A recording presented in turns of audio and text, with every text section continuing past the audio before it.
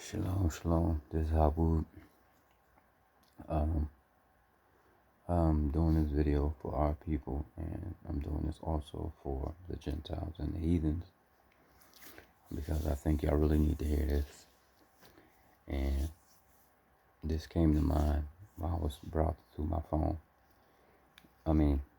Through my phone on YouTube because I don't get nobody's notifications for some reason no more.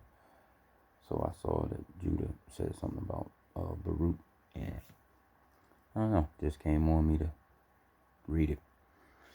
So I'm going to read this to y'all. This is for our people and the heathens.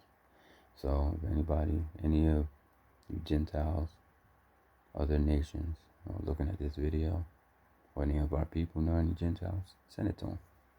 Because they need to know. This is Baruch. This is the, after the second fast, the revelation as to the coming judgment on the heathen. All right, here we go. Matter of fact, let me flip this over. That part's cracked. Okay, here we go. And it came to pass, after these things, that I, Baruch, was standing upon Mount Zion, and lo, a voice came from the height and said unto me, Stand upon your feet, Baruch, and hear the word of the mighty Yahweh. Because you have been astonished at what has befallen Zion, you shall therefore be assuredly preserved to the consummation of the times, that you may be for a testimony, so that if ever those prosperous cities say, Why hath the mighty God brought upon us this retribution? Say to them, You and those like you, who shall have seen this evil. This is the evil and retribution which is coming upon you and upon your people in its distinct time, that the nations may be thoroughly smitten, and then they shall be in anguish. And if they say at that time, for how long? You will say to them, Ye who drink the strained wine, drink ye also its dregs. The judgment of the lofty one, who has no respect of persons. On this account he had aforetime no mercy on his sons, but afflicted them as his enemies, because they sinned. Then therefore were they chastened, that they might be sanctified. But now, you peoples and nations, you are guilty, because you have always trodden down the earth and used the creation unrighteously. For I have always benefited you.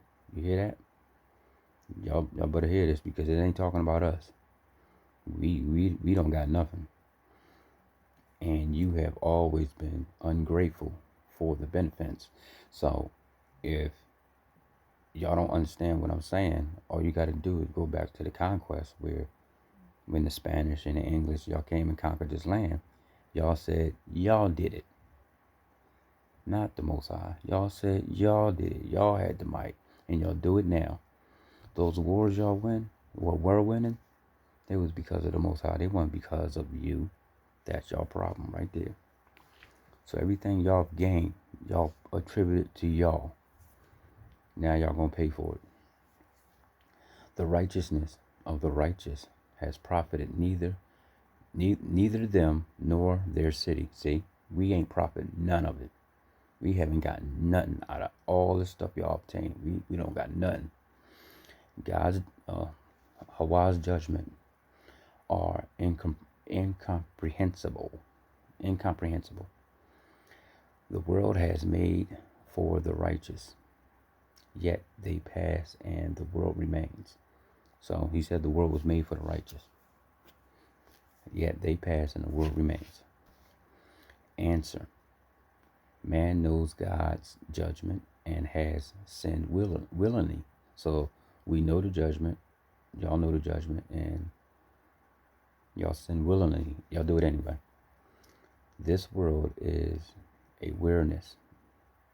Awareness, not awareness. It's awareness to the righteous, but the rest is theirs to be won through character, whether a man's time, whether a man's time here be long or short, final, well or woe, the supreme question. I'm just reading the whole thing, y'all, so it sounds kind of crazy because I'm just reading what's there. And I answered and said, lo, you have shown me the method of the times, and that which shall be after these things. And you have said unto me that the retribution which has been spoken of by you shall come upon the nations. And now I know that those who have sinned are many, and they have lived in prosperity. See that? And departed from the world. But the few nations will be left in those times, to whom those words shall he said which you did say. For what advantage is there in this, or what evil worse than what we have seen befall us, are we to expect to see? But again, I will speak in your presence what you have. Well, my fault. What have they profit who had knowledge before you, and have not walked in vanity, as the rest of the nations, and have not said to the dead, give us life, but always feared you, and have not left your ways. And lo, they have been carried off, nor on their account have you had mercy on Zion. And if others did evil, it was due to Zion, that on account of the works of those who wrought good works, she should be forgiven, and should not be overwhelmed on account of the works of those who wrought unrighteousness. But who, O Lord, my Lord, will comprehend your judgment? Or who will search out the profoundness of your ways? Or who will think out the weight of your path? Or who will be able to think out your comprehensible counsel? Or who is those that are born has ever found the beginning or end of your wisdom? For we have all been made like a breath. For as the breath ascends involuntarily and again dies, so it is with the nature of man, who depart not according to their own will, and know not what will befall them in the end. For the righteousness justly hope for the end, and without fear depart from this habitation, because they have with you a store of works preserved in treasures. On this account also these without fear leave this world, and trusting with joy that they hope to receive the world which you have promised them. Okay. But as for us, woe to us, who also are now shamefully entreated, and at that time look forward only to evils. But you know accurately what you have done by means of your servants.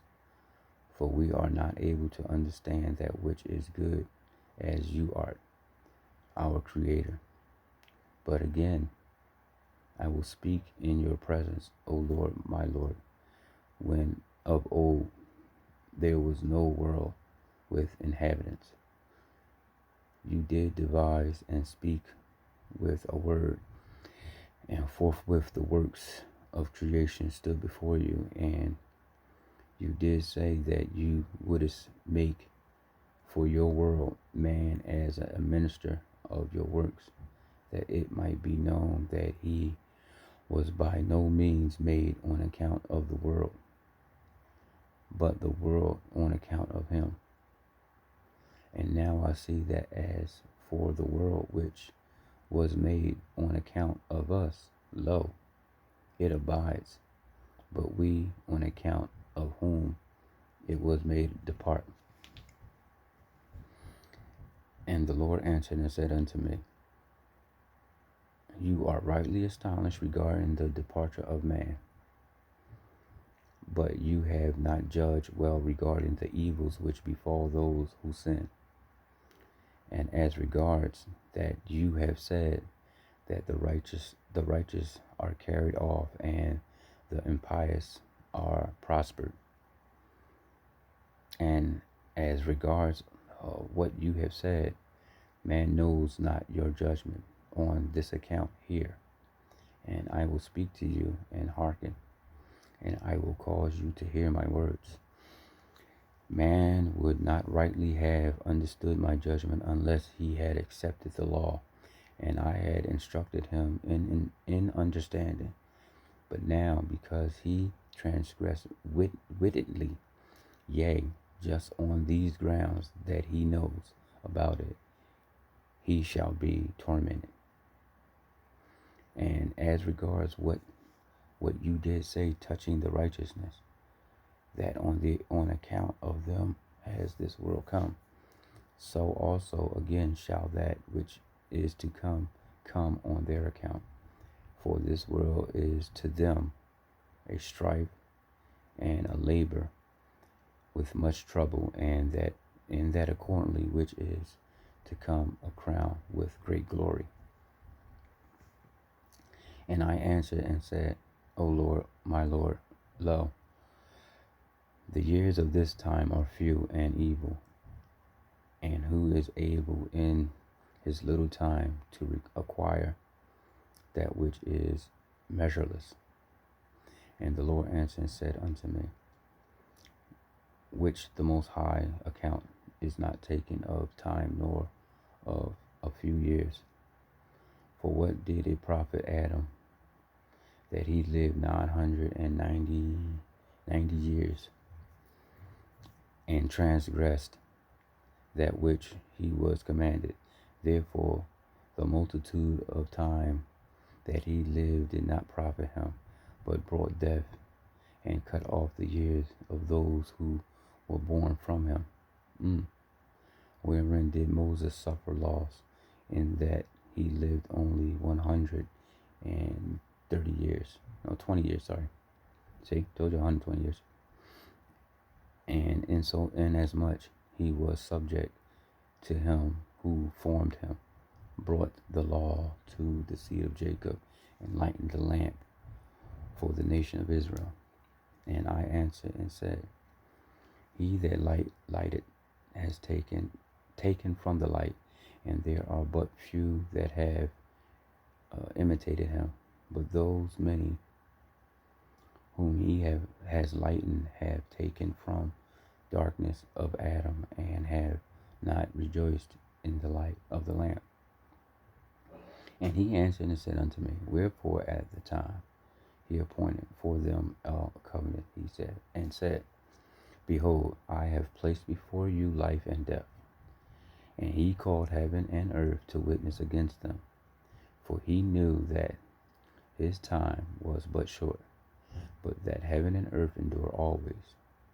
But always his death they sinned and transgressed, though they knew that they had the law, reproving them as the light, in which nothing could err, also the spheres which testify, and me.